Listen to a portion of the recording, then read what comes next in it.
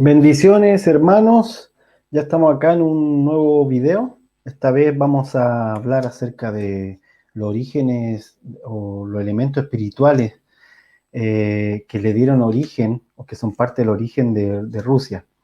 Tuvimos algunos videos ya que hemos estado revisando, obviamente para ayudar a poder orar con entendimiento. Sé que hay hermanos que han estado orando por Ucrania como nación, por Rusia también como nación. Y en esta oración lo que tratamos de hacer nosotros es poder, desde aquí, entregar ciertos elementos por los que se puede orar ya con mayor entendimiento. Entonces, vimos también en los videos pasados, sobre todo en el primer video, que cuando recién comenzó el conflicto, las primeras semanas, vimos en ese primer video que se hizo para orar con entendimiento, que uno de los puntos por orar iba a tener que ver con los refugiados. Y efectivamente ha sido un tema dentro de todo esto, así que sigamos orando por eso, que el Señor pueda enviar ángeles a los grupos de refugiados, donde quiera que estén, no solo los que están en la zona de conflicto, también fuera, que el Señor pueda abrir puertas para que ellos puedan encontrar un lugar donde puedan desarrollarse en paz. Eh, y también orando porque en estos conflictos bélicos necesitamos que el Señor envíe ángeles. También lo vimos en el video anterior. Y uno de los puntos que estuvimos revisando, que fue, sí, que lo revisamos todos juntos, precisamente fue eh, el tema de la empresa de armamento. Y uno de los puntos que revisamos es que seguramente con todo este asunto la Unión Europea y los países de la Unión Europea, estaba limpiando mis lentes, los países de la Unión Europea iban a rearmarse. Y efectivamente es lo que ha estado ocurriendo. Han estado destinando ya dinero para poder hacer un rearme. Y esto obviamente es causa de oración para nosotros, ¿sí? Es importante que podamos orar en ese sentido. También estuvimos viendo los videos sobre Ucrania, sobre cómo dentro de toda esta zona de conflicto, uno de los puntos elementales es la salida hacia el Mar Negro, porque lo ha sido desde los orígenes, ¿sí? La salida del Mar Negro, en los orígenes ahí estaba el Imperio Bizantino, hoy en día está Turquía y está Grecia, y hemos visto cómo esto ha sido un elemento también. Esperamos que las negociaciones que se están haciendo en Turquía lleguen a buen término. También lo vimos en los videos pasados, pusimos eso como un elemento que podría darse y estamos viendo que gracias al Señor se está dando de buena manera, porque también estaba la opción de que se generara una tensión ahí entre Rusia y Turquía. Y sin embargo, lo que está ocurriendo es que se ha producido una especie de mesa de negociación. Entonces, habiendo dicho esto, creo que necesitamos orar con entendimiento y este video lo prometimos de poder revisar algunas cosas sobre Rusia. Obviamente sobre Rusia se puede decir mucho más que lo que voy a decir yo ahora, pero estos elementos de los orígenes de Rusia son interesantes para poder orar ya como nación, e incluso después del conflicto, incluso después de la situación que estamos viendo ahora. Entonces, sin más preámbulos, ¿qué les parece si empezamos a revisar todo esto? Lo primero que quiero mencionar es los elementos cristianos antes de la Rus de Kiev. Ustedes saben que la Rus de Kiev se funda cuando Rurik, que lo vimos en el video pasado, Rurik, el nórdico, el que viene de Noruega, de Suecia, Finlandia, de esa zona, Dinamarca incluso, le piden las naciones eslavas que lo gobiernen, o los grupos eslavos que están alrededor del Dnieper le piden que lo gobierne. El río Dnieper es el río que cruza actualmente Turquía y que vemos a veces en las noticias también dentro de los mapas de Turquía. Bueno, ahí habían diferentes asentamientos alrededor del Dnieper, asentamientos que eran comerciales, y que le piden entonces a Rurik que gobierne esos lugares, y él obviamente impone impuestos, levanta un ejército, trata de gobernar, digamos, los conflictos que habían entre los mismos grupos, en fin. Pero antes de él y durante él ya había movimiento cristiano en ese lugar, que es un punto que a nosotros nos interesa, pero de un cristianismo ortodoxo. Sí, eso es lo que necesitamos entender. Ortodoxo en el sentido que ustedes saben que cuando la iglesia fue creciendo, formando ciertos grupos mucho más, que tenían mucho más influencia, ciertos grupos de iglesias, que eran iglesias más grandes, ciudades que tenían más cristianos, que fueron tomando mayor fuerza, y presbíteros o ancianos que fueron tomando mayor fuerza también. Luego con Constantino esto se institucionaliza. Constantino tiene este golpe político, esta idea política de absorber a la iglesia para infundir de poder, de creencia, e infundir de legitimidad el imperio romano. Bueno, para este tiempo ya eso ya ha ocurrido, y lo que tenemos cerca de donde están los grupos eslavos y donde Rurik se asienta para formar la Rus de Kiev, lo que teníamos ahí cerca era el cristianismo ortodoxo de corte griego, ¿sí? Habían, como les digo, otras tendencias como el cristianismo del grupo de Antioquía, el de Alejandría, el de Roma, el de Jerusalén, en fin, diferentes ciudades que fueron siendo importantes en ese tiempo. Pero aquí era el cristianismo de corte griego. Constantino había pasado mucho tiempo en Constantinopla, ¿sí?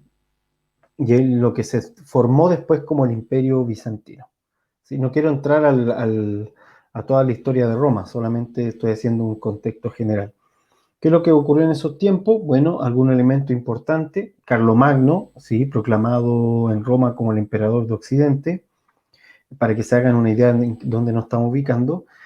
Eso fue en el 800, y en el 862 cuando Rurik llega, el Nordic llega para gobernar los pueblos eslavos, ¿sí? En ese tiempo, más o menos contemporáneo, Boris de Bulgaria, que es el personaje que aparece ahí de rojo, vestido de rojo. Bueno, aquí hay tres imágenes. La imagen de Andrés, la iconografía de San Andrés, con la X detrás de él. De esto hablamos en el video sobre Ucrania, y sobre el conflicto también lo mencionamos. Tenemos la imagen iconográfica de Cirilo y Metodio. ¿Por qué? Porque Cirilo y Metodio son los monjes que van a predicar a estas zonas. San Andrés es una leyenda, se cree que fue para allá. Es posible que haya estado en esa zona, pero mucho antes de Rurik. Obviamente Rurik es del año 800, el apóstol Andrés de los primeros 100 años de la iglesia. Entonces, cuando Andrés va, en ese tiempo, como se le llamaban a los grupos de ahí, se le llamaban escitas. Y Pablo menciona a los escitas también en una de sus cartas, cuando hace esta mención de no hay judío ni griego, no hay bárbaro ni escita. En Cristo somos todos lo mismo. Entonces, de hecho, se dice que Andrés murió en toda la zona donde está Grecia, donde estaba el Imperio Bizantino, y finalmente fue martirizado. Entonces, volviendo a este punto, es que los monjes, muchos años después, Cirilo y Metodio, van a esas tribus que eran analfabetas, y lo que hacen es inventar un alfabeto. El alfabeto cirílico se forma gracias a Cirilo y Metodio y sus discípulos también, porque esto no fue algo de un momento, fue algo que duró un tiempo, y ellos son los que entonces forman este alfabeto para poder traducir la escritura a la lengua eslava. Con fonemas eslavos se generan símbolos, que es el alfabeto cirílico que nosotros vemos cuando vemos la escritura en Rusia, por ejemplo. Esas letras, uno dice, ¿y estas letras qué son? Para nosotros son extrañas, pero es una mezcla de elementos hebreo, griego, en fin, con los que Cirilo y Metodio, más Cirilo que Metodio, y sus discípulos forman el alfabeto cirílico, ¿sí? Para evangelizar. Y Boris es la imagen roja que está ahí, el hombre que está con un báculo. Boris, que fue un gobernante búlgaro, quien abraza el cristianismo ortodoxo, entonces considerado un santo para la iglesia ortodoxa, ¿sí? Ha sido una especie de Fernando de Aragón para la iglesia católica, que es considerado un santo, así Boris para la iglesia ortodoxa. Entonces eso, como para comenzar, nos hace un contexto de que en esa zona no es que solo habían paganos, ya había entrado el cristianismo, pero no era para nada oficial ni tampoco mayoría.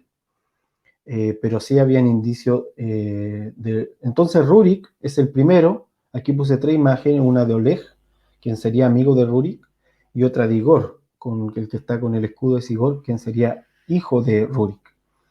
Lo que pasa es que Rurik gobernó por un tiempo, pero envejece, muere y que deja a cargo a su amigo, que era también parte de su ejército, que era Oleg, para que cuide a su hijo pequeño, quien va a recibir el gobierno. Todo esto es una dinastía. Ustedes entenderán que Rurik trajo todas las ideas nórdicas de cómo gobernar.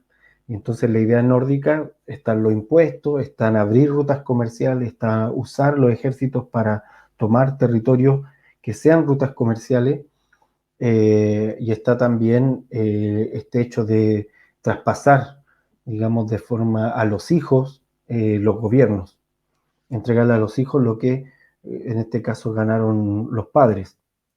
No era algo continuo, por si acaso, porque muchos padres preferían no entregarle nada. En su idea era que cada hijo tenía que... Nosotros estuvimos en Noruega, estuvimos de hecho en el Museo de Vikingo de Noruega, eh, conocido Museo Vikingo de Noruega, y entonces solamente cuando habían un jar, por ejemplo, una especie de gobernante en un lugar, este le traspasaba a su hijo. Pero normalmente en lo cotidiano cada persona tenía que salir a saquear y hacerse un nombre, o a comercializar y hacerse un nombre, como guerrero. Por eso morían tan jóvenes también.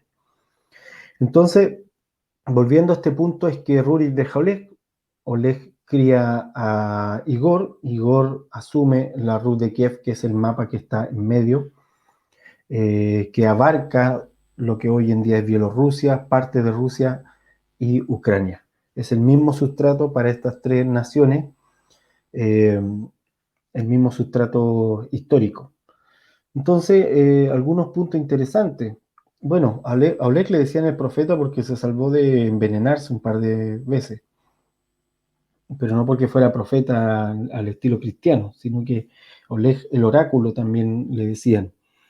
Eh, lo que hace Oleg es tomar todo lo que era el río Dnieper hacia abajo, dominar toda esa zona y los pueblos de esa zona hacia abajo, y él literalmente es él, en realidad, quien forma la Rus de Kiev, porque conecta todos los establecimientos que habían alrededor, los lugares asentados, los asentamientos, y le entrega esto ya formado Igor.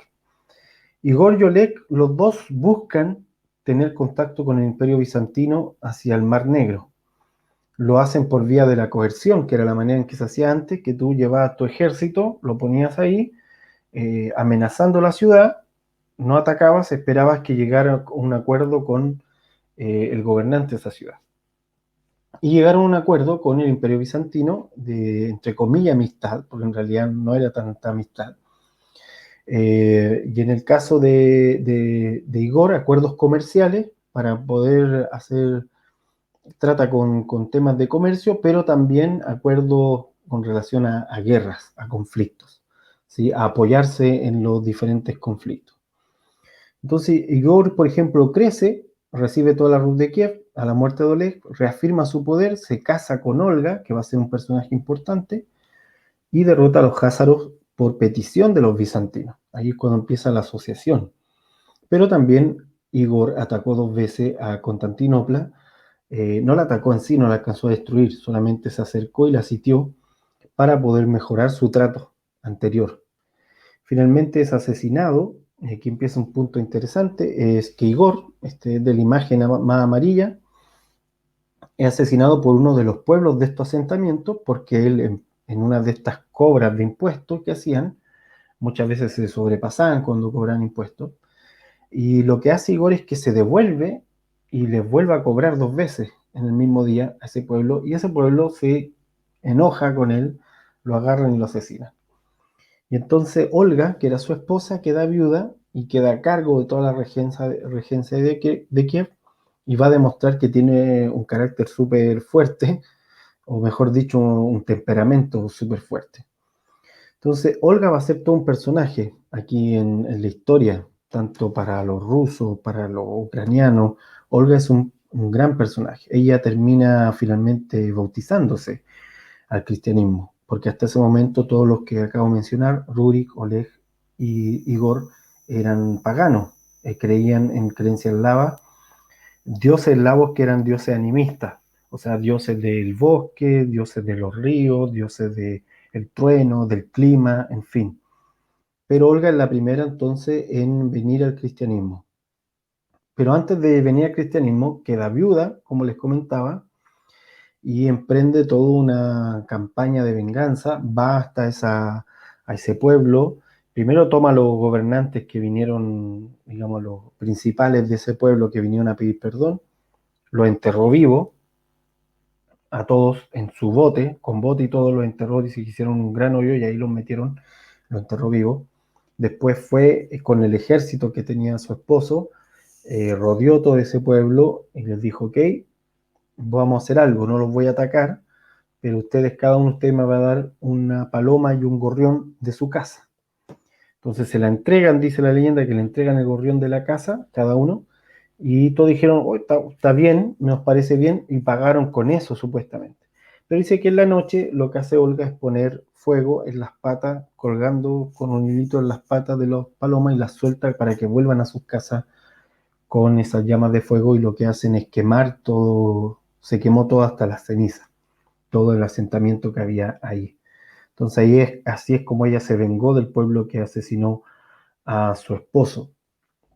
Entonces Olga, esposa de Igor, madre de Sviatoslav, destruye a la tribu eslava que mata a su esposo, dirige al ejército, quema la aldea hasta la ceniza, asesinado a los gobernantes. Su tumba, la tumba de Olga, está en una iglesia que ha aparecido en las noticias, que es la iglesia de los diezmos, que está en Kiev, la iglesia más antigua de Kiev, es la iglesia de los diezmos, originalmente construida por Vladimir. Más adelante va a aparecer Vladimir, hasta ahora todavía no nace ese de Vladimir, eh, y ahí es donde ponen después la tumba de Olga, ¿sí? Y también va a ser un lugar importante para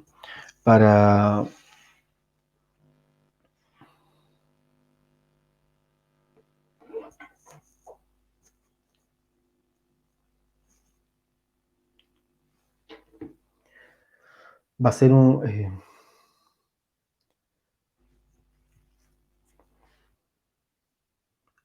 la iglesia de los diezmos va a ser un lugar entonces importante en Kiev para la identidad de Kiev y también obviamente para las otras naciones que se sienten en todas partes de los orígenes de la Rus de Kiev, la Rus histórica. Entonces lo que establece un tributo fijo, en fin, se transforma en una buena administradora.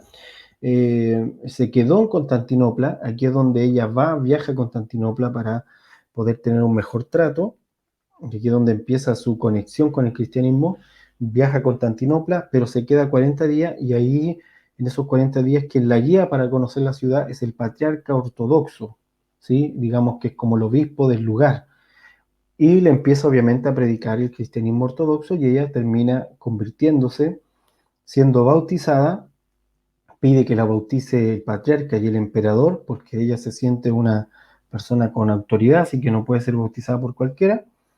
La bautizan y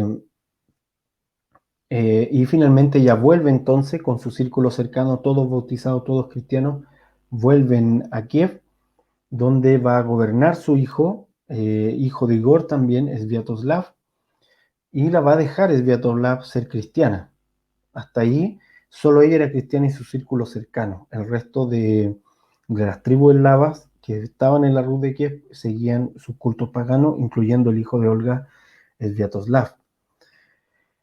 Pero fíjense en esta imagen, y aquí es donde empezamos ya a encontrar algunos iconos que, como explicamos en algún momento, los personajes históricos mueren, pero se toma su imagen y otro espíritu infunde esa imagen, como lo que hablamos de Jezabel en los videos pasados, como Jezabel, el personaje histórico, murió, fue lanzado por la ventana por los eunucos, pero la imagen de Jezabel es de alguna manera representativa de un espíritu que luego el Señor Jesucristo la menciona como un espíritu de hechicería, de manipulación, de adulterio espiritual, que he mencionado en las cartas de Teatira. Lo mismo para Balaam, lo mismo para otros personajes que finalmente terminan representando o un sistema espiritual o un espíritu en sí.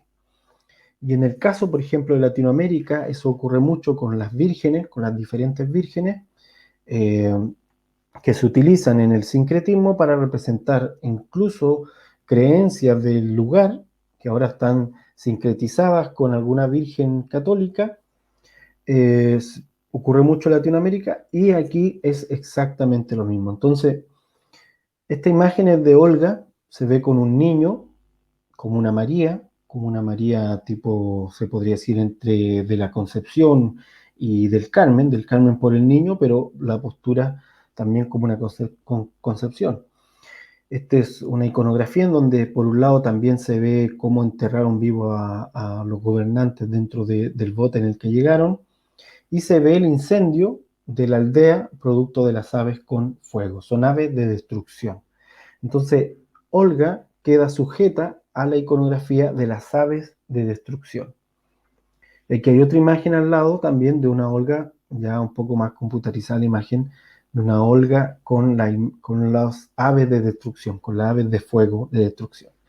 ¿Por qué esto es interesante? Porque lo vimos también en el video acerca de Ucrania y esta identidad que se va adoptando guerrera, derramadora de sangre, violenta de alguna manera.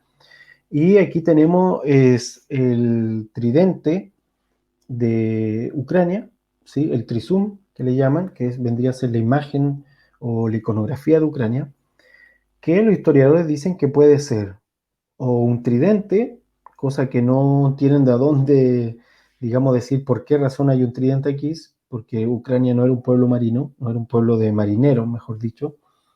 Pero otros historiadores dicen que en realidad puede ser también un ave en picada.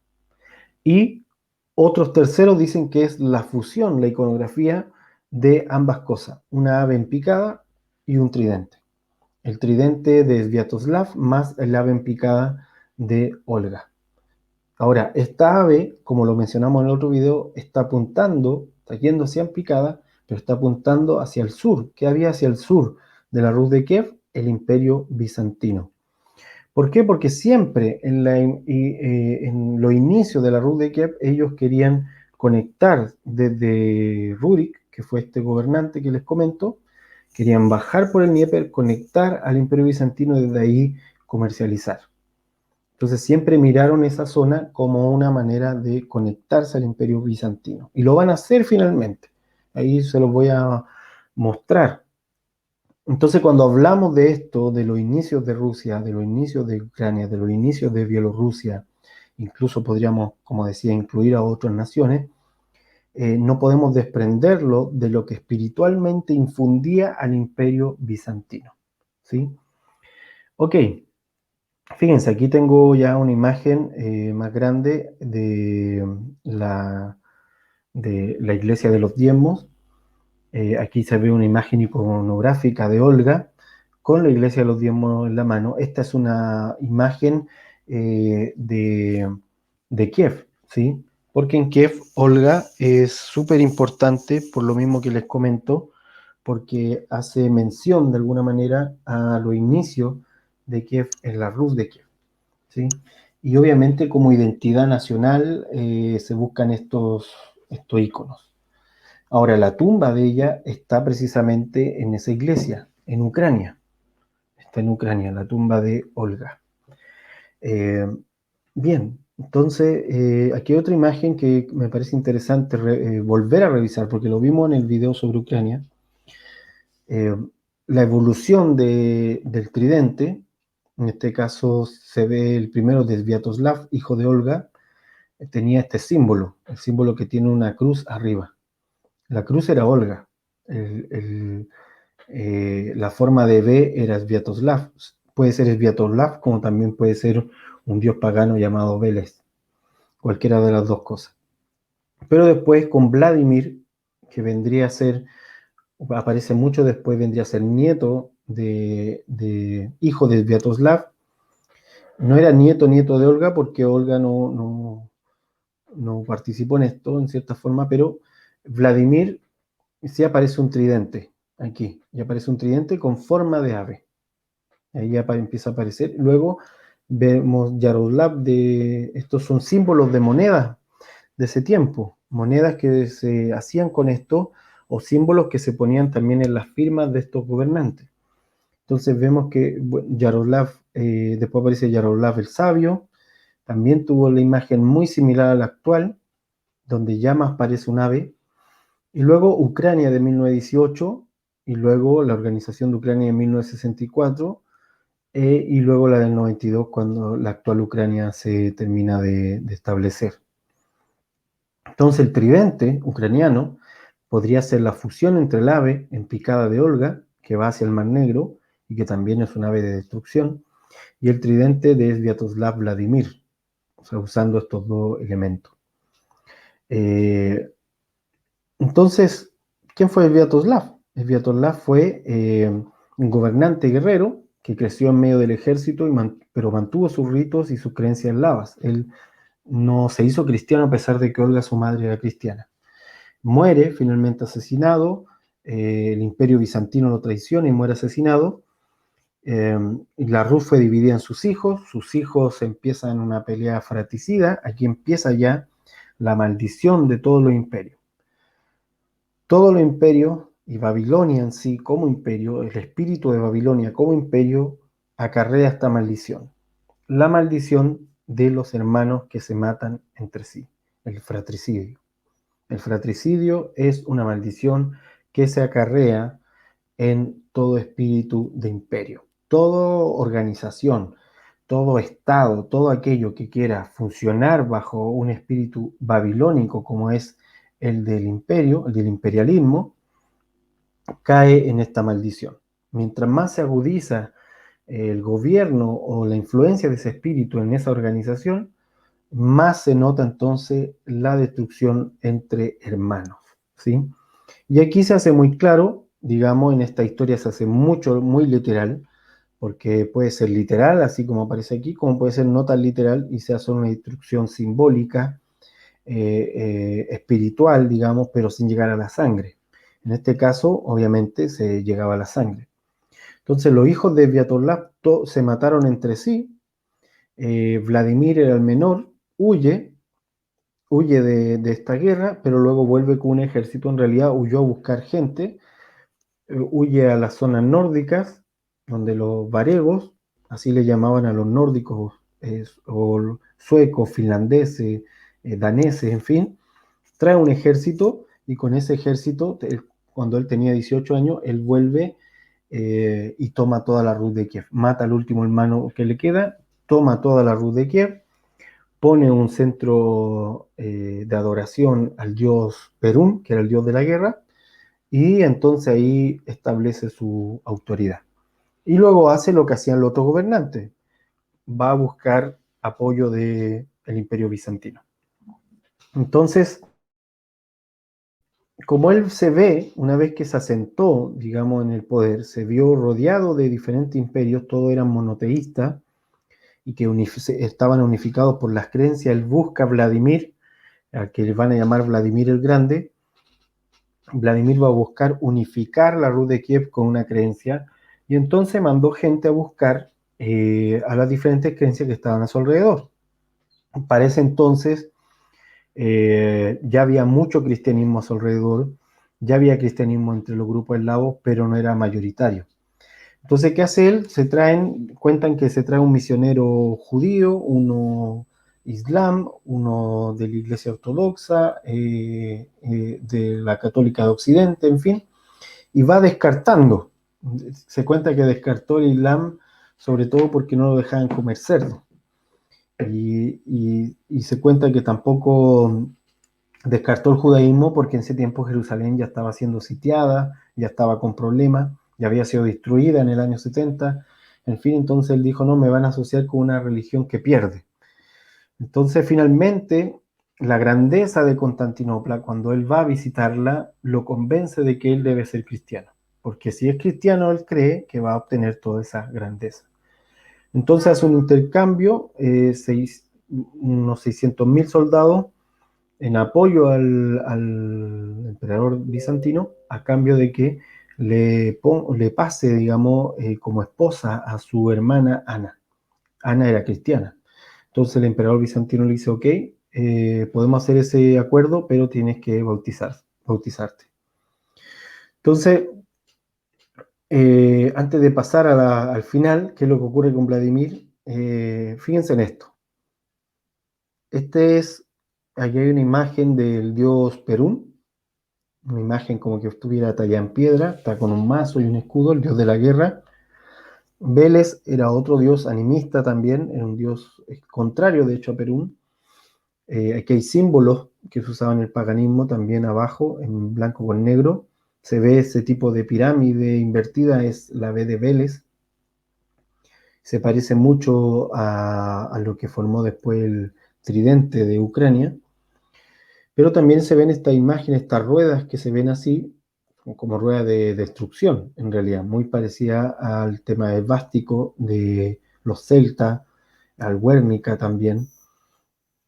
Y fíjense que aquí hay una imagen arriba, y puse Slavonic Corps, es la empresa militar privada que ha operado en la guerra de Rusia y también ahora en la guerra de Ucrania, operó también en la anexión rusa de Crimea y usa como símbolo un símbolo de un dios pagano del paganismo eslavo. Entonces no son elementos que han dejado no son conocidos, digamos, pero sí no han perdido vigencia, sobre todo ahora han ido creciendo en vigencia, ¿sí? Es importante que lo consideremos. ¿Por qué? Porque siempre se va a dar un sincretismo, vuelvo a decir. Perrum, que era el dios que adoraba Vladimir, es desechado y entonces se va a adoptar otro dios que tenga características similares o una imagen a quien sea infundida la presencia de Perún en esa imagen. Entonces Perún era el dios de la tormenta, del fuego, de la guerra. Es absorbido en el sincretismo eslavo como Elías por el tema de los rayos, del carro de fuego, en fin, como San Jorge o como el Arcángel Miguel. Y aquí ya, obviamente, todos los que han estado viendo los videos anteriores les va a hacer mención, porque son imágenes de personajes ligados a la sangre, similar como el Santiago de Compostela. O sea, no es el apóstol Santiago a caballo matando a alguien, sino que se crea una imagen por las guerras hispanas de los castellanos contra los moros, los musulmanes, y entonces como invocaban a Santiago. Y en este caso, la invocación a San Jorge ocurre exactamente lo mismo, la invocación a el Arcángel Miguel ocurre exactamente lo mismo. Obviamente tienen sus variantes, sus diferencias, pero lo que quiero aquí enfatizar es cómo el espíritu de muerte pasa a otra imagen. Entonces, los principados de Rus, porque cuando moría un gobernante se dividían en regiones, a los que llamaban principados, pero eran como regiones, como ciudades anexas. La Rus de Kiev no era un solo lugar, eran diferentes, unidos por un gran príncipe, con pequeños principados donde ponía a su hermano. Los principados de Rus nunca dejaron de pelear en guerras fratricidas, constantemente se peleaban entre ellos, se invadían, se asesinaban entre hermanos, y batallas por la extensión de los territorios, ¿sí? Y pasó un largo tiempo para que se erradicara el culto a los espíritus animistas. ¿Por qué pasó un largo tiempo? Porque el cristianismo no entró de lleno de golpe, ¿sí? Eh, entre comillas, se obligó a los eslavos con Vladimir a cristianizar. Y ahí entró, entre comillas, de golpe la institucionalidad cristiana, pero no la creencia en sí, eso fue de a poco. Entonces, Vladimir fue todo un personaje, Vladimir de Kiev, no existía Moscú todavía en este momento, entonces Vladimir es propio de Ucrania, aunque los rusos hacen uso de la imagen de Vladimir también como un personaje para Rusia. Le llamaban el Sol Rojo. Entonces el Imperio Bizantino, como decía, le pidió ayuda militar, Vladimir se la da a cambio de bautizarse para poder casarse con Ana, la hermana del emperador. Vladimir logra su gran sueño, conectar el estado de Rus de Kiev con el Imperio Bizantino, se logra en este momento conectado solamente, todavía no lo absorbe, después Rusia va a absorber los elementos del Imperio Bizantino. Por medio de la religión ortodoxa, hace esta unión. Vladimir vuelve casado con Ana, deja a su otra esposa. Aquí quiero ser ¿cómo se puede decir? Riguroso en ese sentido. Es muy probable que Vladimir sí se haya convertido de verdad. ¿Por qué? Porque cuando él llega, deja toda su esposa, cosa que no era fácil para un gobernante, deja toda su esposa, se queda solamente con Ana. Los hijos de Ana después con el tiempo van a ser los que van a tomar el gobierno. Por otro lado, saca a los dioses, el culto pagano lo saca, lo quita de golpe. Eh, Continuamente hacía cenas para los pobres, cenas de beneficencia, entre comillas, porque antes los gobernantes hacían cenas para los príncipes. Llamaban a los otros príncipes de los principados, los familiares, y tenían una cena con ellos. Y también hacían una cena muy propio de la idea nórdica con sus guerreros. Bueno, Vladimir quita eso y empieza a tener cenas con los más pobres de la ciudad. Empieza a invitar a los más pobres de la ciudad. Entonces, todo esto era una característica cristiana, obviamente, y él lo empieza a practicar. Entonces, organiza banquetes de beneficencia donde invita a los pobres de la ciudad, ordena a todos sus familiares a bautizarse y convoca a todo Kiev en un bautismo masivo. Y aquí un detalle, creo que ahí es donde se le pasó a Vladimir. Si su conversión fue verdadera, entonces aquí es donde se le pasa el asunto porque se impone el cristianismo institucional a toda la Rus de Kiev, a todos los que tenían creencia en lava, se le impone que se bauticen y desde ahora son todos cristianos. Así de sencillo. Entonces, ¿qué es lo que hace Vladimir? Toma al dios Perún, el dios de la guerra, que lo tenía en sus cultos, eran unos troncos gigantes donde se les tallaba a los dioses, entonces los saca de ahí, lo arrastra con unos caballos, se cuenta la historia que él los arrastró a todos los dioses, y en este caso Perún era el más importante, y los lanzaron al río Dnieper. El problema es que en ese mismo río puso a la gente a bautizarse. Hizo el bautismo masivo. O sea, básicamente se bautizaron en las aguas donde estaban los ídolos del dios Perún, a quienes se les sacrificaban animales y eran dioses sanguinarios. Entonces todos sabemos que en la iglesia antigua del primer siglo, ¿qué es lo que hacían los ancianos antes del bautismo? Ellos descendían a las aguas, primero oraban en el agua, antes de hacer descender a los bautizados, porque sabían que en la mayoría de esos lugares se hacían culto y rito a espíritus animistas con diferentes nombres, y entonces para de alguna forma santificar el lugar donde se va a hacer el bautismo, bajaban primero ellos y oraban en ese lugar. Y luego empezaban los bautismos. Así es como se hacía. Hasta que obviamente empezaron los bautismos en las catacumbas, que luego se hacían con el agua, pero aún así oraban por el agua. De ahí viene entonces la idea del agua bendita. Se oraba en el lugar y se oraba por el agua. Y entonces aquí es curioso que Vladimir olvida esa parte y simplemente meten al dios al río Dnieper y detrás el bautismo. No sé si el mismo día, pero al tiempo el bautismo masivo.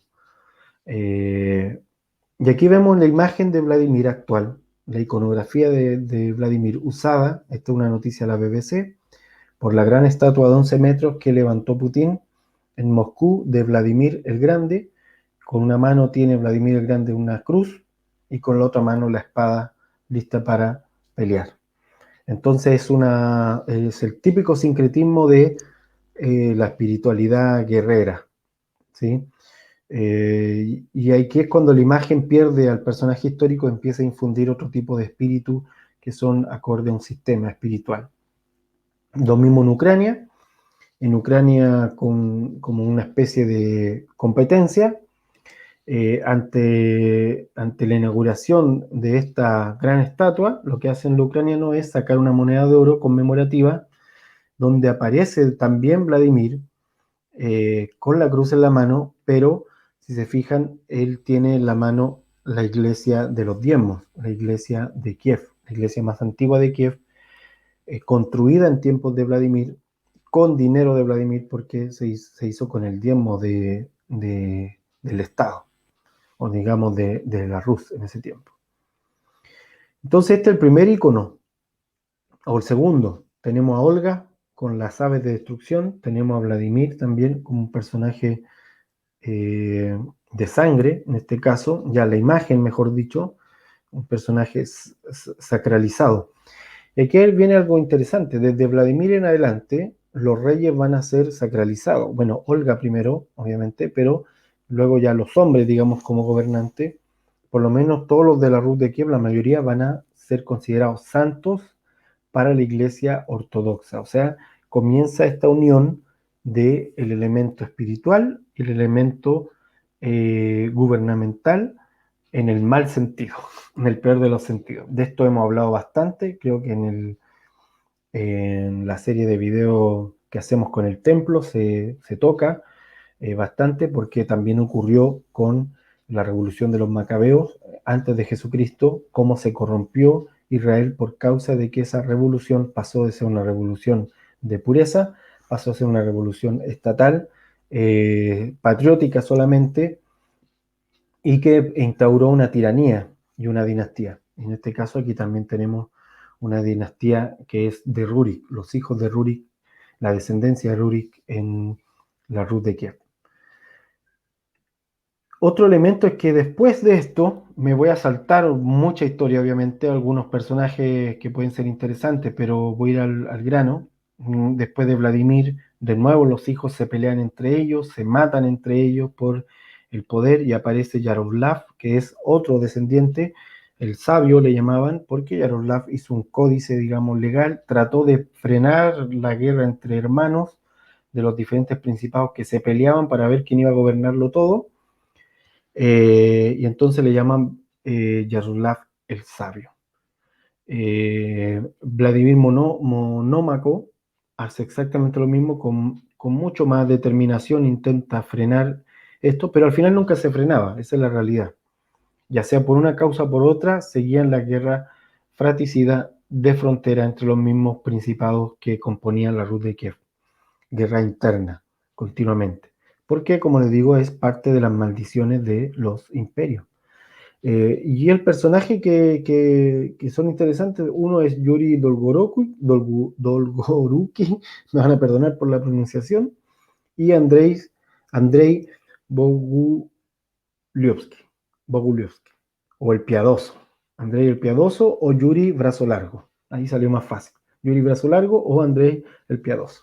Yuri Brazo Largo le llaman así porque fue alguien que funda Moscú, se mueve más hacia el este y aparece recién Moscú. Funda Moscú como un asentamiento, también al lado de un río importante que se va a transformar en otra ruta de comercio que va a empezar a competir de alguna manera con la ruta del río Dnieper. Ahora aparece esta otra ruta en Moscú. Y por eso le dicen Brazo Largo, porque se extendió, ¿sí?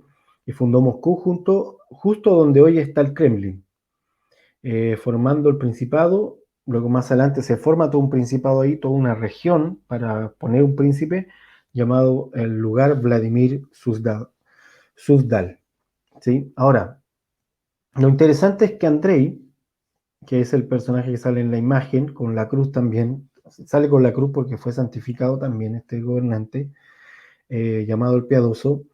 Él toma a la Virgen de Vladimir, ¿sí? Y se la lleva a Moscú, a la zona de, no a Moscú propiamente tal, pero sí al Principado de Vladimir Suzdal, donde va a estar Moscú.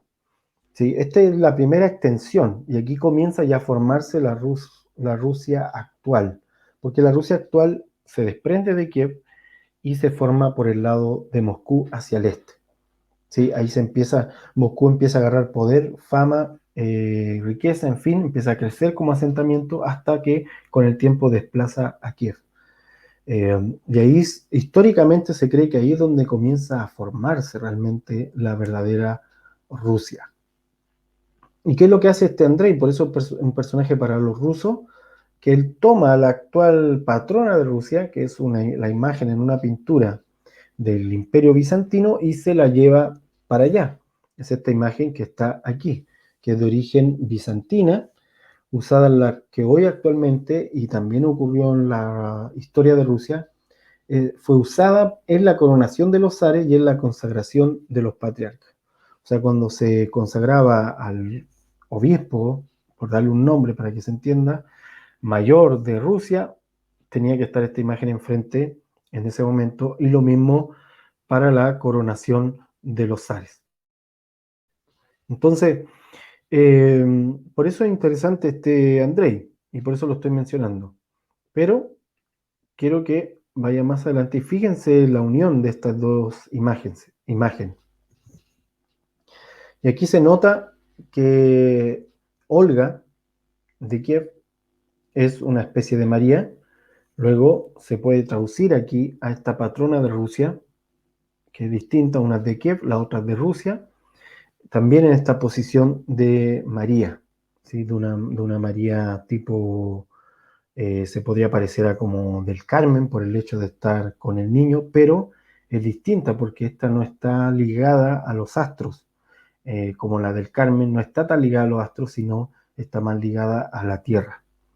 ¿Sí? Es otra forma de que el catolicismo no se desarrolló, más se desarrolló en la religión ortodoxa.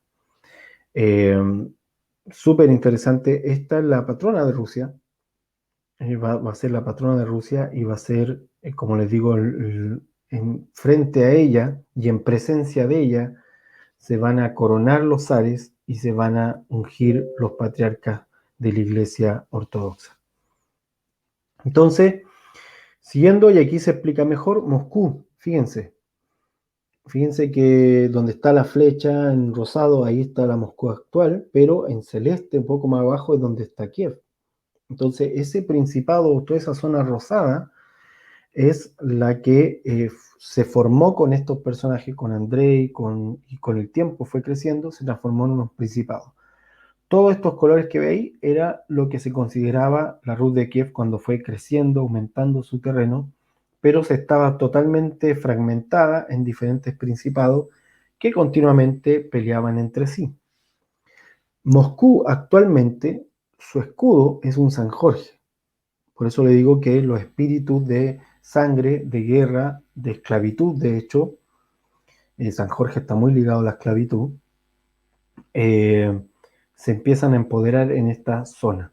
De ahí ya estamos entrando a la historia propiamente tal de Rusia.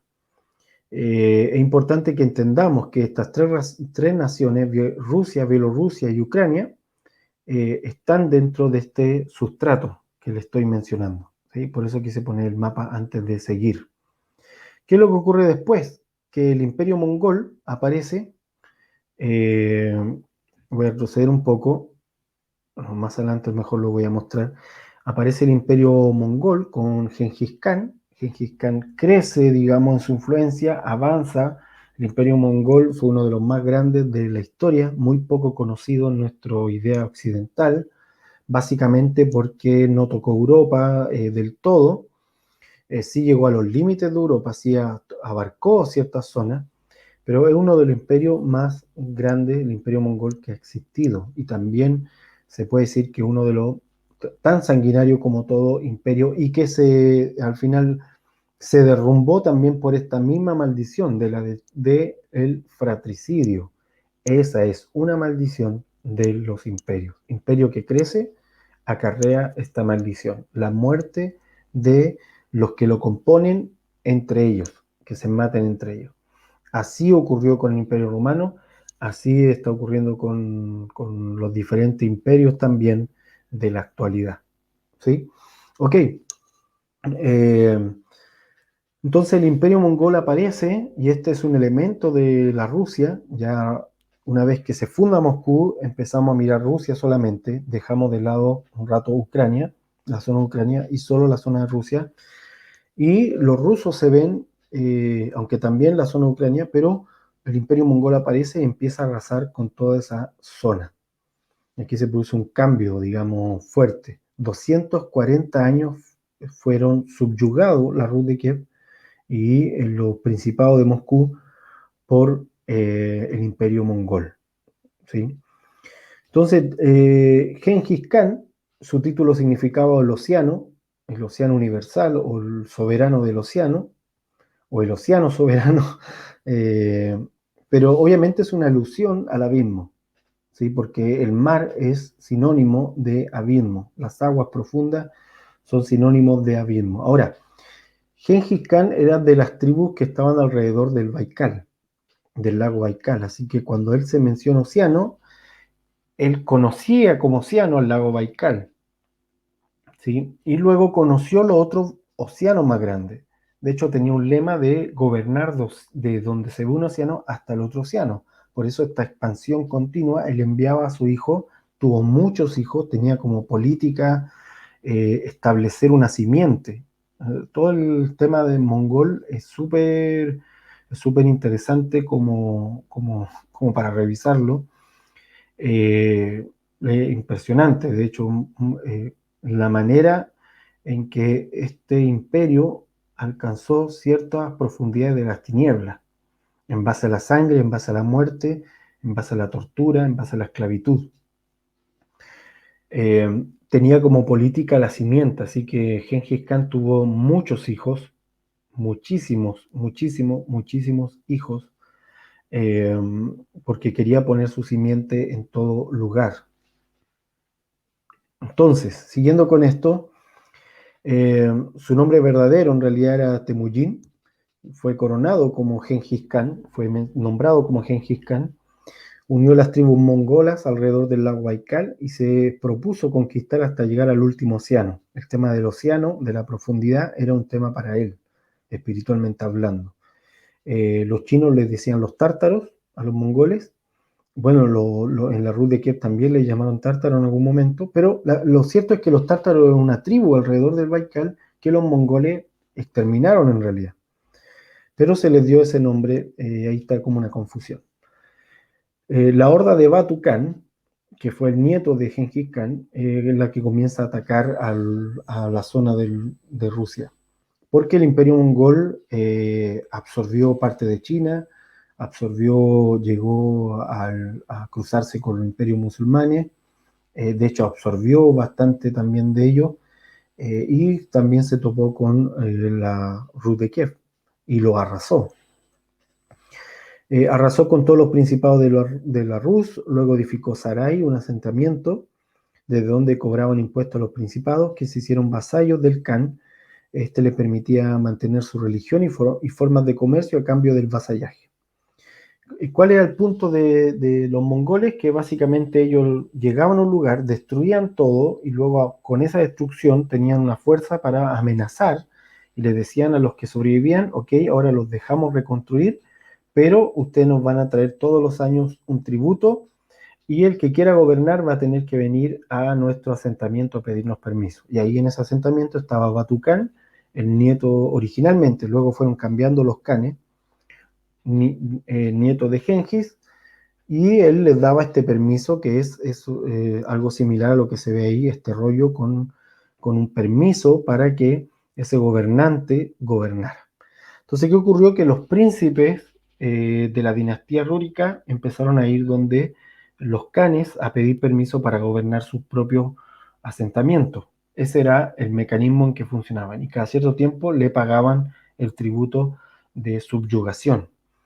Ahora, si no ocurría eso, los mongoles arrasaban, obviamente tenían permiso para comercializar, los mongoles también tomaban esclavos de los pueblos que sujetaban, se los llevaban a la capital, formaban una capital en Karakorum, ahí donde pusieron su capital, eh, bueno, y una serie de situaciones. Y entonces detengámonos un poco en esto, porque el Baikal, para que se hagan una idea, está en la zona de Siberia de Rusia, no está en Mongolia, de hecho, cuando Rusia se sentó sus actuales fronteras, no dejaron a Mongolia con el Baikal, sino que ellos lo tomaron para sí. El Baikal le llaman la perla de Siberia, es un lago bien grande, bastante grande eh, y profundo. Baikal significa ojo azul, por si acaso, pero los mongoles le decían el mar sagrado en realidad. Fíjense la profundidad, me voy a poner acá mejor, la profundidad del Baikal. Estos son diferentes lagos conocidos en el mundo y el Baikal es el más profundo. Los mongoles, como dice aquí, le llamaban el mar sagrado, el más profundo y el más antiguo del mundo. ¿Por qué más antiguo? Porque su abertura de formación es de las más antiguas. El 20% del agua dulce no congelada del planeta está ahí, en este lago. Es enorme y es muy profundo. Y también tiene mucha altura. Y su agua tiene un alto índice de pureza. Es un lago eh, sumamente interesante y obviamente se construyeron una serie de mitos, creencias, adoraciones a espíritu alrededor del Baikal. Las tribus alrededor de Baikal, hasta el día de hoy uno puede encontrar allá los 13 pilares, creo que son, donde los chamanes amarran sus peticiones o sus oraciones en unos pilares que están llenos de cintas. Los turistas van y amarran sus peticiones en los pilares del Baikal. En fin, pero es todo un tema el lugar. ¿Por qué? Porque la profundidad genera un tipo de silencio y porque obviamente hace alusión al abismo, a la profundidad del abismo. De esos alrededores del Baikal es donde son las tribus que reúne Genghis y con las que comienza el Imperio Mongol. Luego obviamente va anexando otras tribus, incluyendo, anexa también algunos de los reinados chinos de esa época, también lo absorbe y hace este gran imperio, incluyendo gente de la Rus de Kiev que también absorbió, algunos se los llevaron de esclavos, de hecho, a la capital del imperio. Por eso 240 años duró y dejó una marca. Actualmente la etnia que está alrededor del Baikal se llama Buriato, en Siberia. Es una de las etnias mongolas, es la imagen que se ve ahí. Esa imagen es antigua, sí, pero si se fijan, obviamente tiene su rasgo mongole muy notado, asiático. Y aquí quise poner un ejemplo para que vean ustedes cómo está la unión de estos pueblos dentro de las naciones, cómo es algo normal.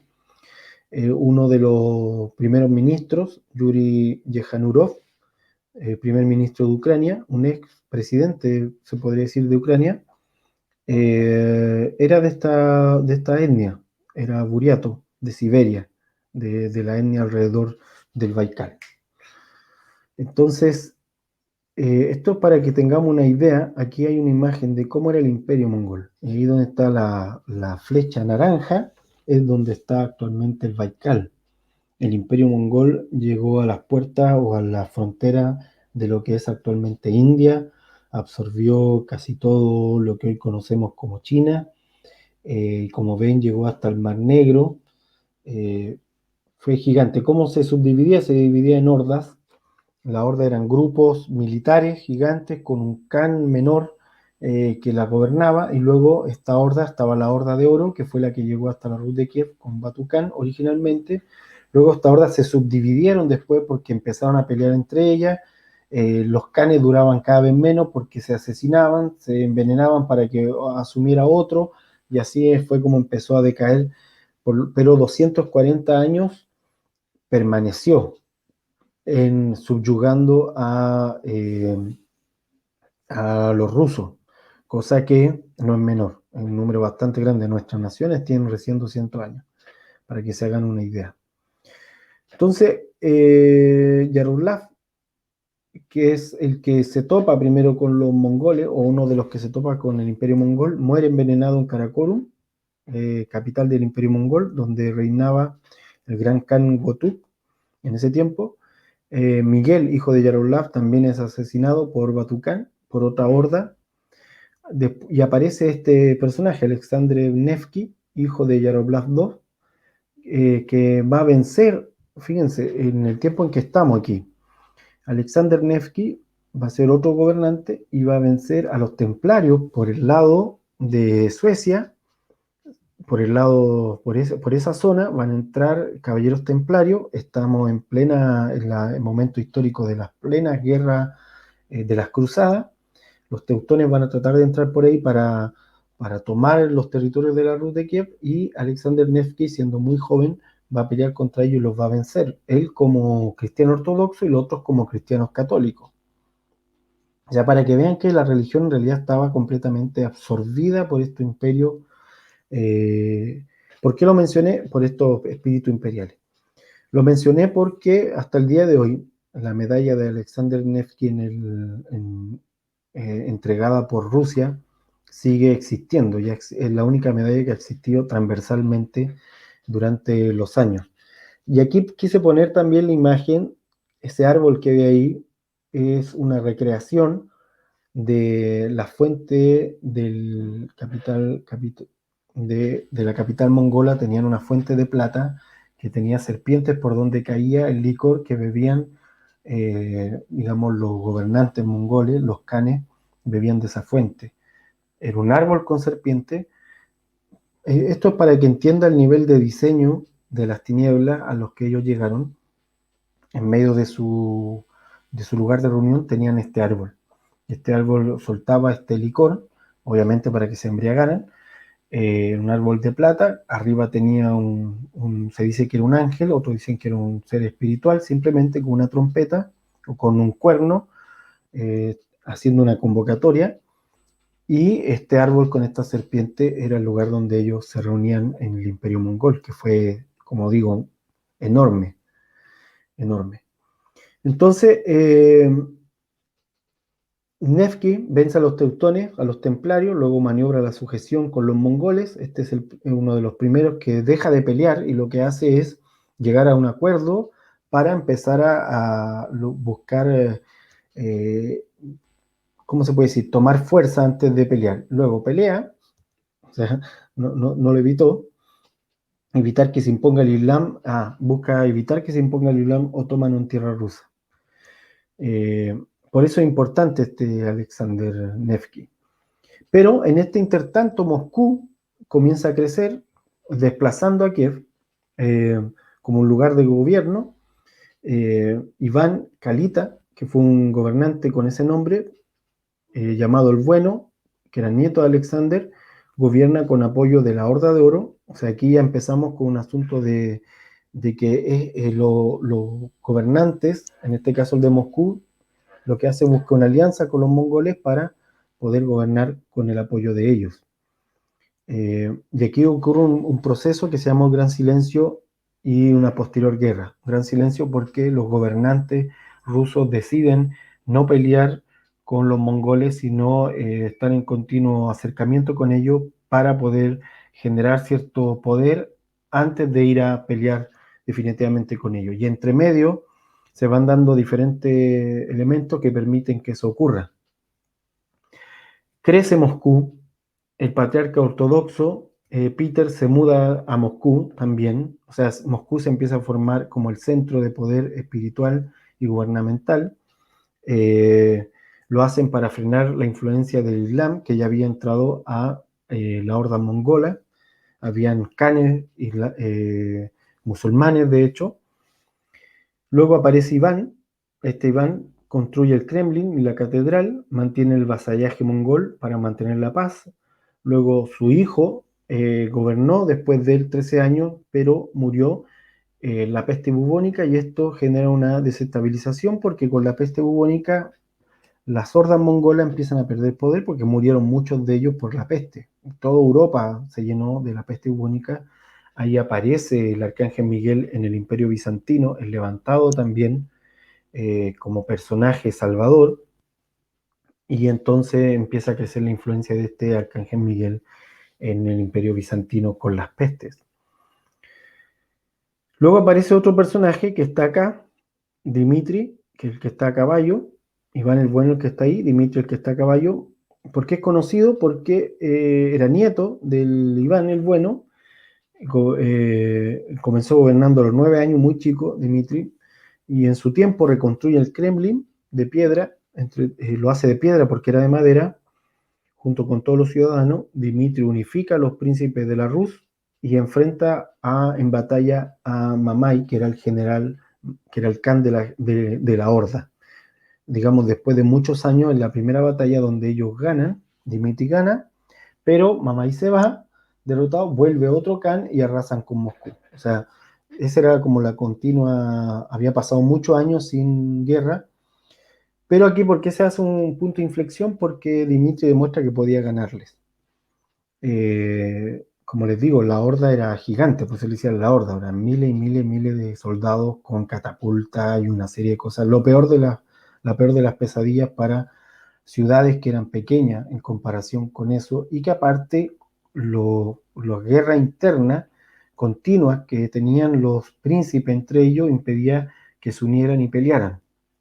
Bueno, este Dimitri logra unirlos para que peleen con la horda, le ganan a la horda y se asienta ese presidente. Lo que pasa es que la horda volvió después con otro Khan y arrasó con Moscú, ¿sí? No con toda la Rus, pero sí con Moscú. Entonces, pero Moscú se vuelve como una especie de bastión desde ahí, desde ese punto. Y marcaría el fin de la horda y el inicio y con esto ya vamos acercándonos al final, a lo que vendría a ser el inicio de lo que es Rusia. Vasily va a ser uno de los hijos de Dmitri, nieto, perdón, de Dmitri, protagoniza el periodo de la guerra civil en Moscú por el trono, como siempre, una guerra civil por el trono. Basilio el Ciego, así le llamaban, porque le sacaron los ojos en esta guerra fratricida. O sea, para que se imaginen el nivel de violencia, les sacaban los ojos, le dicen el ciego porque se los quitaron en medio de esta guerra fratricida. Gobierna con su hijo Iván III, cae Constantinopla por el Imperio Otomano.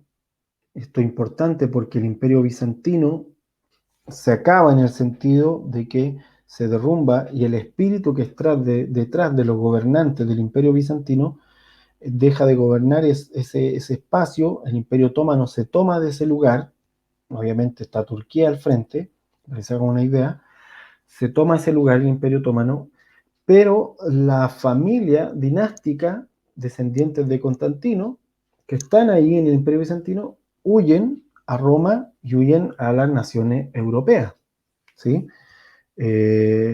Llevando consigo la heráldica, obviamente, de sus familias, que era la heráldica del Imperio Bizantino. Y esto es importante considerarlo por lo siguiente.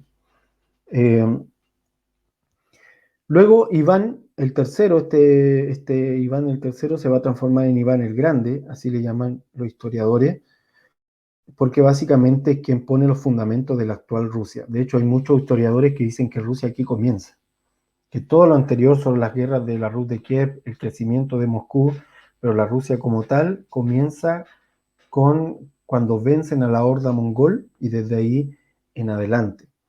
¿Quién las vence? Este Iván el Grande, por eso le llaman así. En realidad no fue él, fue su hijo, pero ese es el detalle. Deja el gobierno a Iván el Grande, que se casa con Sofía de la caída dinastía de Constantinopla. Sofía era descendiente del Imperio Bizantino, de los que huyen porque acaban de destruir Constantinopla y los toman los musulmanes, huyen, y esta Sofía, que estaba viviendo en Roma, la llevan para que se case con Iván y de alguna manera traspasar toda la espiritualidad del Imperio Bizantino a lo que se estaba formando en la Rusia. Entonces el Imperio Bizantino básicamente se trasladó de lugar a la Rusia actual. Entonces, de hecho, el Imperio Bizantino tenía dos elementos: la religión cristiana ortodoxa y la capacidad imperial, ¿verdad?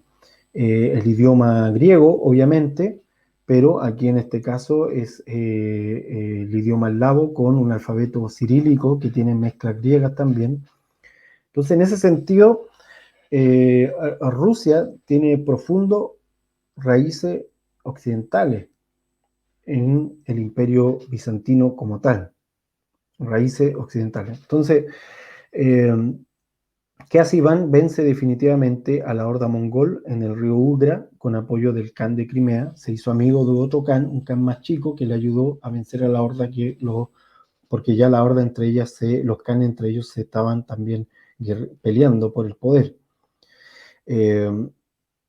Se casa con Sofía, como decía, construyó la Catedral de la Asunción del Kremlin con arquitectos italianos que trajo. O sea, la llegada de Sofía del Imperio Bizantino hizo un cambio en toda Rusia porque empiezan a construirse con modelos de Europa. Se traen arquitectos italianos, se empiezan a construir con la imagen bizantina mezclando con la idea ortodoxa rusa. Se hace una mezcla ahí y empieza a construirse de una manera distinta. También lo que hacen es modernizar el ejército, obviamente.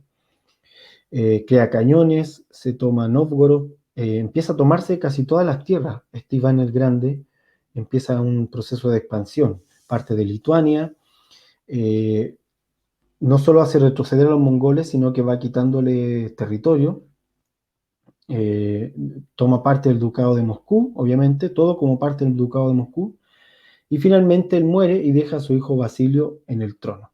Ahora, fíjense en esta imagen, este de Iván el Grande es una estatua, y de escudo tiene el ave bicéfala del Imperio Bizantino, que va a ser el ave también, y está sentado en el trono de Iván, así se le llama ese trono, es un trono especial que mandó a hacer él, que era básicamente una especie de fusión entre el Imperio Bizantino y el Imperio Ruso en su decoración.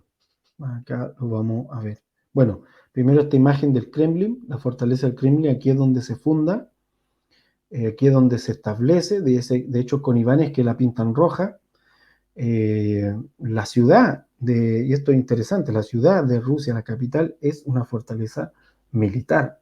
O sea, y esto es importante que se entienda, no es lo mismo que la mayoría de nuestras naciones, sobre todo los latinoamericanos, tenemos vocación de nación solamente, no vocación de imperio. No tenemos ciudades fortificadas pensadas que en algún momento vamos a tener que guerrear y defenderlas. Sin embargo, Rusia ha crecido siempre bajo la amenaza por mantener su frontera intacta y también bajo la idea de establecerse como una potencia y la idea militar. Esta idea militar es parte de las raíces de Rusia. Es como una especie de Esparta actual hoy en día, pero también antigua, porque siempre estuvo la idea del ejército.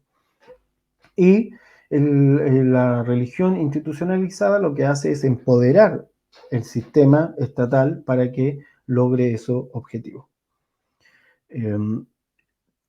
Fíjense en esto.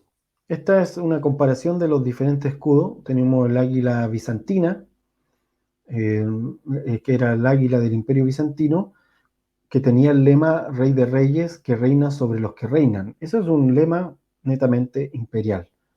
O sea, el gobernante se le llamaba el Rey de Reyes, que reinaba sobre los que reinan.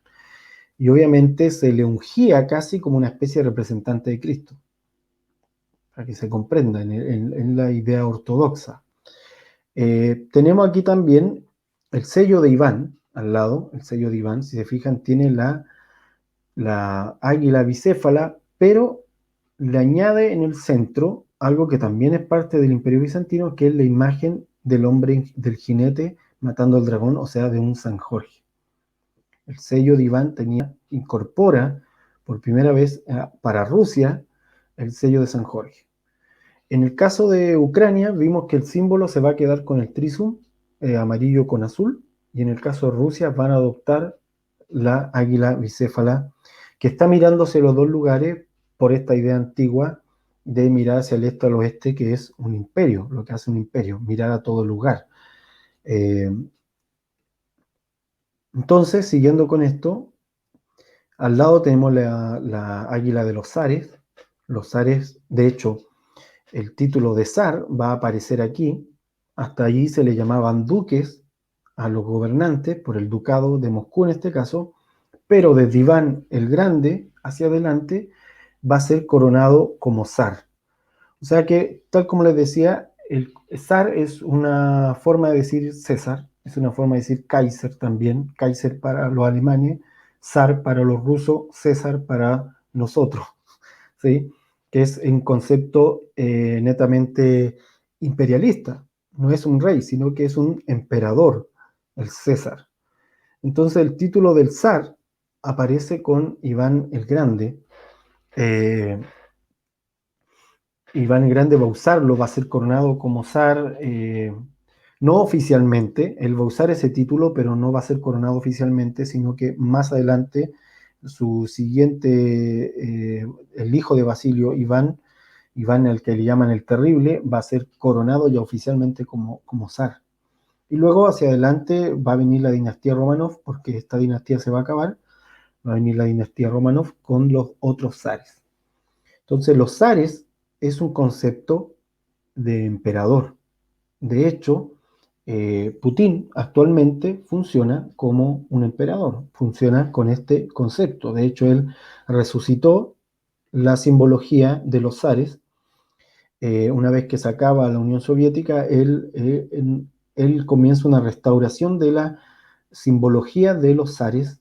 Y aquí está la águila actual de Rusia, bicéfala, eh, coronada con las tres coronas, propia también del imperio, con el mundo en una mano, con el cetro en el otro, con el mundo ortodoxo, por decirlo así, en una mano, con el cetro en el otro y en el centro San Jorge. ¿Por qué San Jorge? Porque ellos van a... bueno, de esto podríamos hablar bastante acerca de San Jorge, pero no quiero alargarme más porque ya llevamos bastante rato. Pero sí quiero decir que San Jorge está muy ligado a la esclavitud y a la sangre. A la esclavitud de la sangre. No solo la esclavitud hacia afuera, sino la esclavitud también hacia adentro. Y va a haber mucha esclavitud en Rusia. En la Unión Soviética va a haber esclavitud. Con los zares, con los Romanov va a haber esclavitud de los campesinos. O sea, la esclavitud va a ser parte de esto. Personalmente creo que es algo que adoptaron o que absorbieron de los años de subyugación mongol, como también de la manera en que opera el Imperio Bizantino, pero en este caso con la violencia propia de haber sido subyugados por los mongoles en la historia. Eh, entonces la ave bizantina, San Jorge, el título de zar, aparecen con Iván el Grande, pero se oficializan finalmente con Iván el Terrible, quien sería el nieto de este Iván el Grande. Y aquí ya cerrando, tenemos a Iván el Grande, después su nieto Iván el Terrible, el trono de Iván, que usted puede googlearlo y va a encontrar en el centro la ave bicéfala y el San Jorge, y Teodoro, quien va a ser el último después de Iván el Terrible. Después de Iván el Terrible va a venir Teodoro, va a ser el último porque muere sin hijos y ahí se acaba esa dinastía.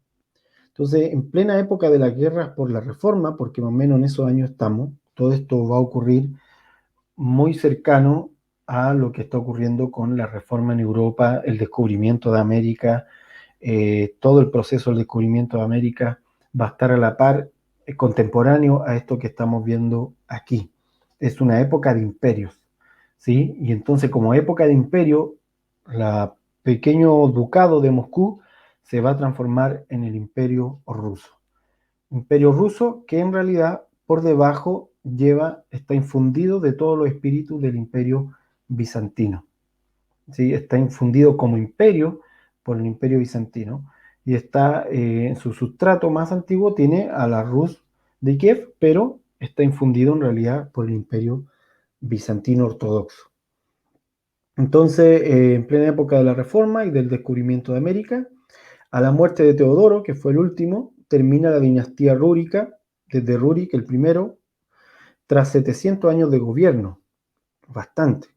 Luego vino la época del tumulto, así le llaman, que fueron 15 años de caos por encontrar un nuevo zar, porque Teodoro, como le digo, muere sin hijo, que incluyó impostores, gente que se hacía pasar por un tal Dimitri, que era de una dinastía, que había muerto cuando niño, pero que algunos dijeron, no, si aquí soy yo, estoy vivo, entonces como Teodoro murió, yo soy el último de la dinastía Rurik, pero la verdad es que eran impostores que aparecieron.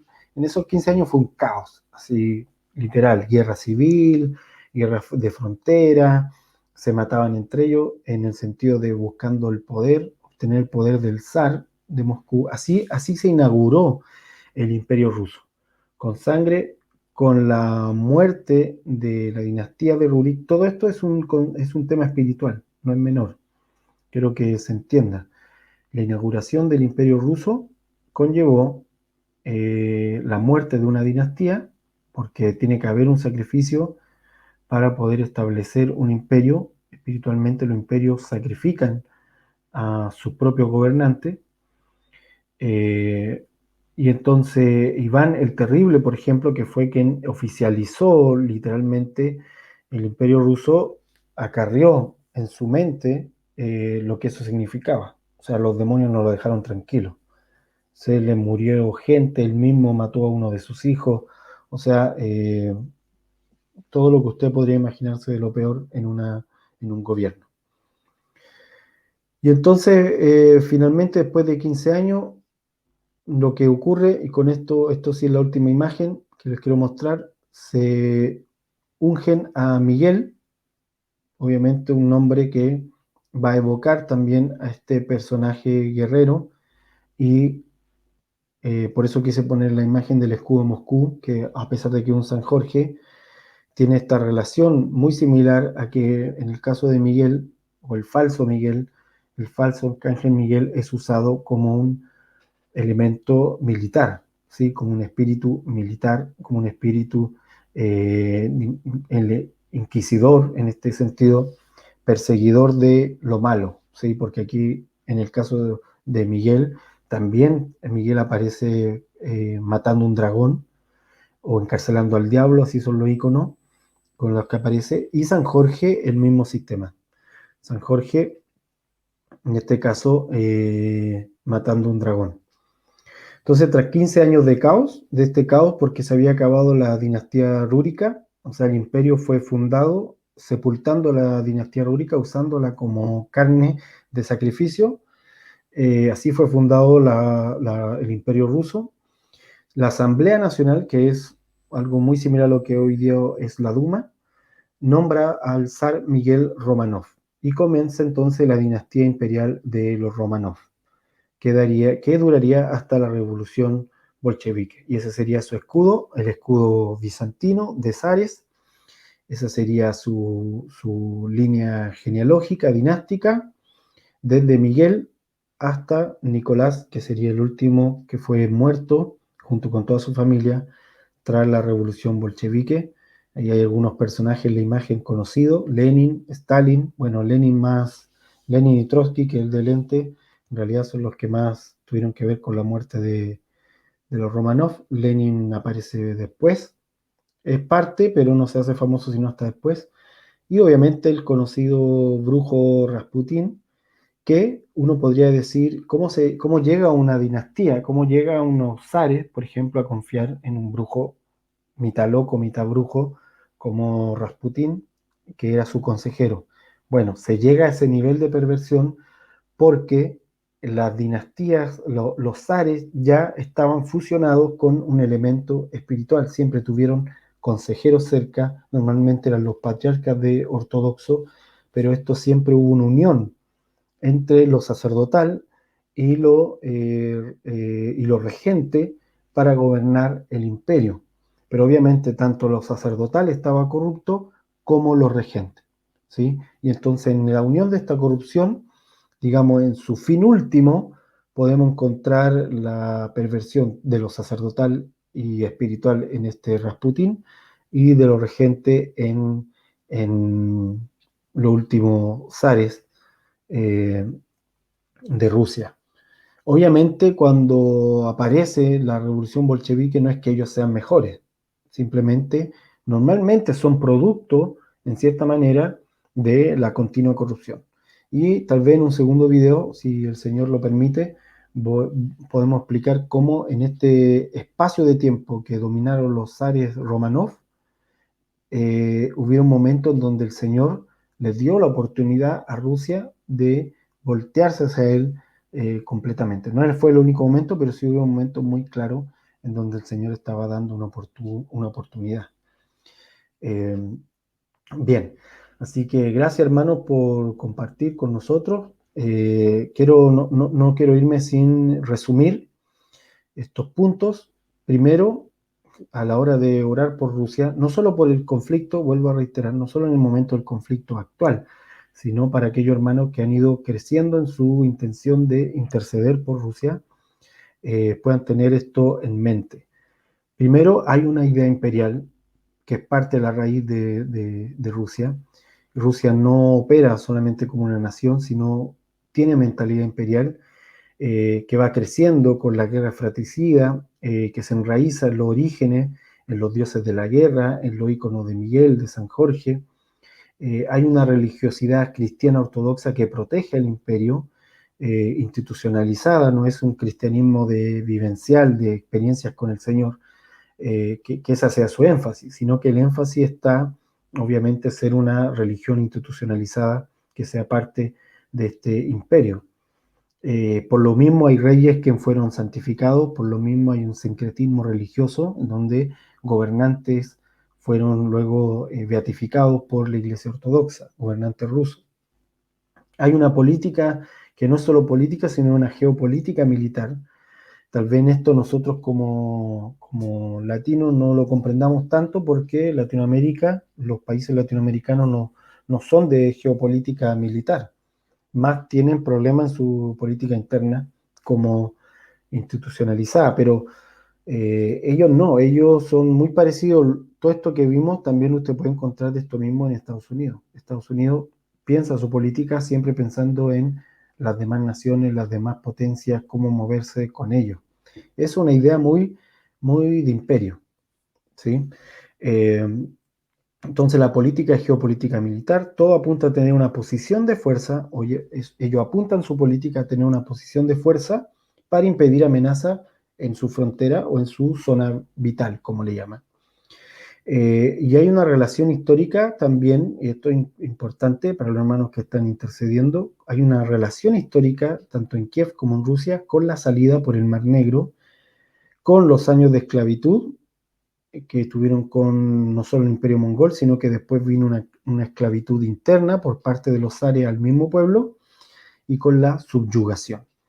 Nosotros como latinoamericanos sabemos lo que puede acarrear años de esclavitud, años de subyugación, cómo una mentalidad de esclavitud se apodera de la sociedad y luego se normaliza la subyugación.